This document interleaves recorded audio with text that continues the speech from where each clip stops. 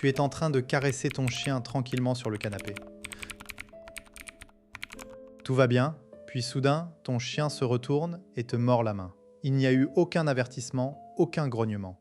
Tu restes là, choqué, en te demandant ce que tu as fait de mal. La réponse est simple, rien. Ce que tu viens de vivre, c'est ce qu'on appelle l'agressivité par redirection. Un phénomène que la grande majorité des propriétaires interprètent comme une trahison ou un signe de dominance, alors que c'est tout simplement un mécanisme neurologique automatique.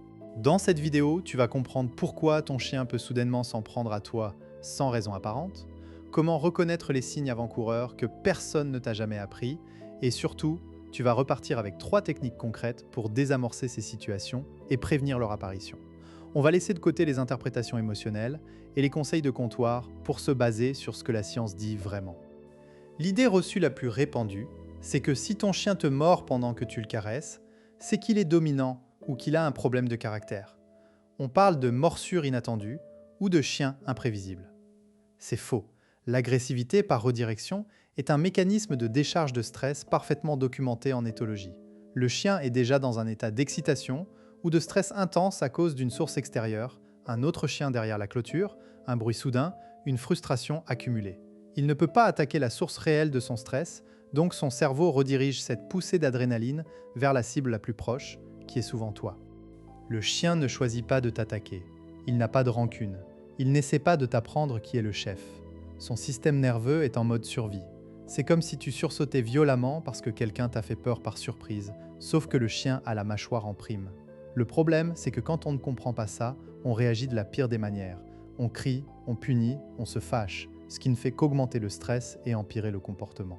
Regardons le mécanisme de près. Imagine un chien, appelons-le Rocky, un berger allemand de 3 ans, qui vit à Lyon avec ses propriétaires, Sarah et Marc. Sarah est kinésithérapeute, Marc est développeur. Ils ont adopté Rocky il y a 1 an. Ce jour-là, Sarah revient du travail. Elle s'assoit sur le canapé pour se détendre. Rocky vient se blottir contre elle. Elle le caresse machinalement en regardant son téléphone. Soudain, un bruit de camion qui pétarade dans la rue. Rocky se raidit, ses oreilles pivotent, mais Sarah ne remarque rien. Elle continue à caresser. Le camion s'éloigne, Rocky ne peut pas l'attaquer. En une fraction de seconde, il se retourne et mord Sarah au bras.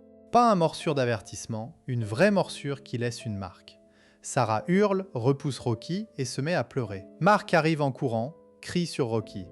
Rocky se recroqueville, la queue entre les jambes, complètement perdu. La scène est terrible pour tout le monde. Si tu analyses la situation avec les connaissances que tu as maintenant, tu vois que Rocky n'a pas mal agi. Il était déjà en hypervigilance à cause du bruit du camion. Le stress a dépassé son seuil de tolérance. La caresse de Sarah, au lieu d'être apaisante, est devenue un stimulus supplémentaire qu'il n'a pas pu gérer. Son cerveau a court-circuité. La morsure n'est pas dirigée contre Sarah, c'est une décharge. Rocky est aussi traumatisé qu'elle, même si les conséquences physiques sont différentes. Alors comment reconnaître une situation à risque avant qu'elle ne dégénère? Il y a 3 signes principaux. Le premier, c'est la raideur soudaine. Le chien qui était mou se fige, son corps devient tendu. Le deuxième, c'est le regard fixe. Pas un regard doux, un regard dur. Les pupilles dilatées, la tête immobile. Le troisième, ce sont les oreilles. Si elles pivotent vers l'arrière ou sur le côté, et que les babines sont légèrement retroussées, c'est un signal clair. Beaucoup de propriétaires ignorent ces signes parce qu'ils sont subtils et rapides. Tu dois entraîner ton œil à les voir en 1 seconde. Les conséquences de ne pas comprendre ce mécanisme sont désastreuses. D'abord pour la relation avec ton chien. Tu perds confiance en lui, tu as peur, tu deviens froid. Lui-même ne comprend pas pourquoi il t'a mordu, et si tu le punis, il associera ta présence à une menace, ce qui augmentera son stress et donc le risque de morsure future. Ensuite, il y a le risque réel de devoir se séparer de son chien. Combien de chiens sont euthanasiés chaque année parce que leurs propriétaires les croient dangereux et imprévisibles? Beaucoup trop. Enfin, il y a la culpabilité. J'ai dû faire quelque chose de mal. Non, tu n'as rien fait de mal.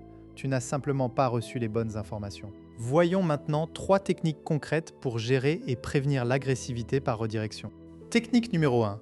Le scan corporel avant le contact. Avant de toucher ton chien, surtout s'il est calme, prends 5 secondes pour observer son corps. Est-il détendu, la gueule entrouverte, le poids réparti également sur ses 4 pattes?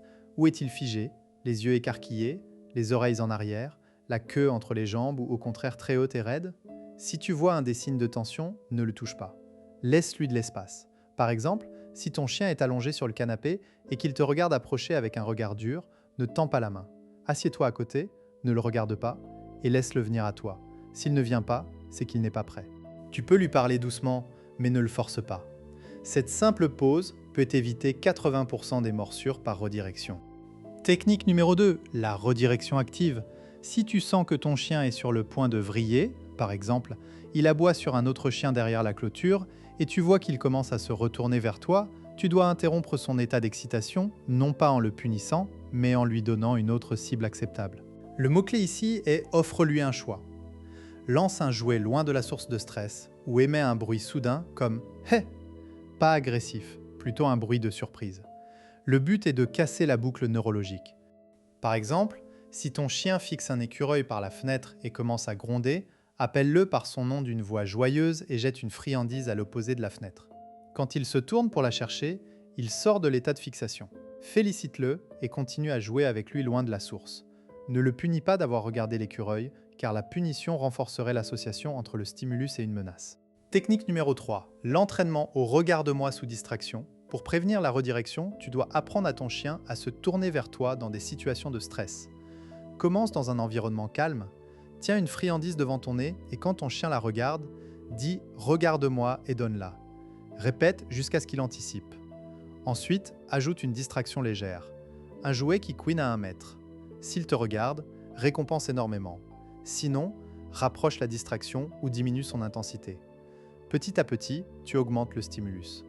L'objectif est qu'en situation réelle, quand il voit un autre chien ou entend un bruit fort, tu puisses dire « regarde-moi » et qu'il détourne son attention vers toi. Cela demande des semaines de pratique, mais c'est extrêmement efficace. Les chiens qui maîtrisent ce comportement ont un taux de redirection quasi nul. Je sais ce que tu penses peut-être, mais si mon chien est en train de m'attaquer, je dois le dominer, non? Non. Dominer un chien en pleine décharge de stress, c'est comme essayer d'éteindre un feu avec de l'essence. Tu risques d'aggraver la morsure ou de créer une association négative encore plus forte. Laisse-le s'éloigner, ne le regarde pas, ne bouge pas brusquement. Après l'incident, une fois qu'il est calme, tu peux reprendre une interaction positive. Ne le punis pas a posteriori, il ne fera pas le lien. Si tu veux vraiment travailler sur le fond, consulte un éducateur comportementaliste qui connaît l'agressivité par redirection. Les punitions physiques ou verbales aggravent le stress de base. Alors voilà, maintenant tu sais que ton chien n'est pas imprévisible, ni méchant, ni dominant. Il est parfois submergé par son propre stress et son cerveau prend une décision automatique pour survivre. Toi, tu as le pouvoir de reconnaître les signes avant-coureurs, de désamorcer la bombe avant qu'elle n'explose et de créer un environnement où le stress n'atteint jamais ce point de rupture. Si cette vidéo t'a ouvert les yeux, n'oublie pas de t'abonner et de cliquer sur la cloche pour ne pas rater les prochaines. La science du chien, c'est la clé d'une relation apaisée. À très bientôt.